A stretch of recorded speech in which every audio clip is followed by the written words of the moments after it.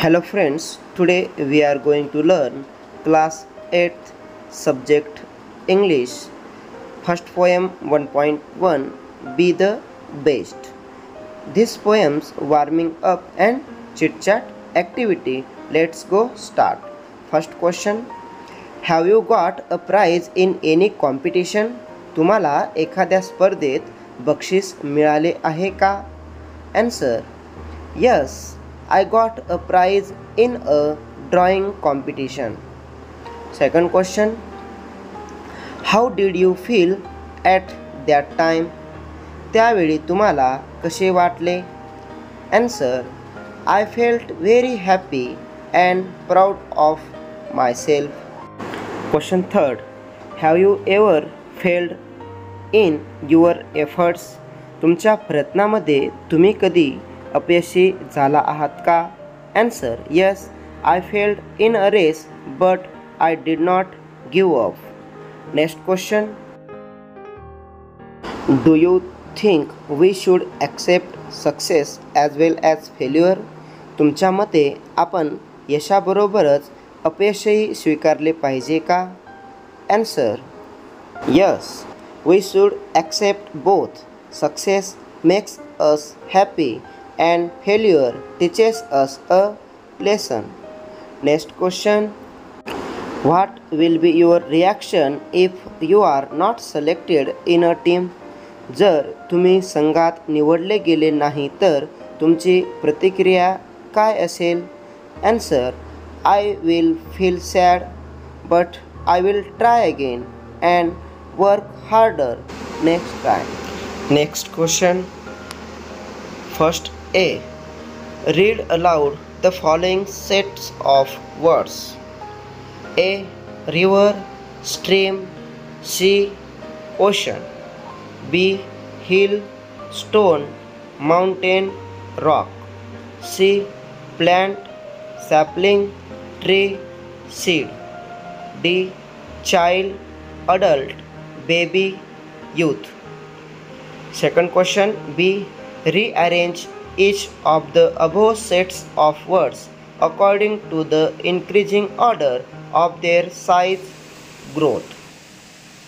वरील प्रत्येक शब्दाच्या सेटनुसार रिअरेंज म्हणजेच पुनर्रचना करा व त्याच्या आकारानुसार चढता क्रम लावा. Answer. First sets of words. River, stream, sea, ocean. Correct order. Stream, river, sea, ocean. B. Hill, stone, mountain, rock. Correct order. Stone, rock, hill, mountain. C. Plant, sapling, tree, seed. Correct order. Seed, plant, sapling, tree. D. Child, adult, baby, youth. Correct order. Baby, child, youth, adult.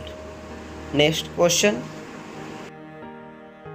In your pre-primary classes, तुमच्या पूर्वप्राथमिक वर्गात you must have learned the story of the lion and the mouse. तुम्ही सिंह आणि उंदीर ही कथा शिकली असेल.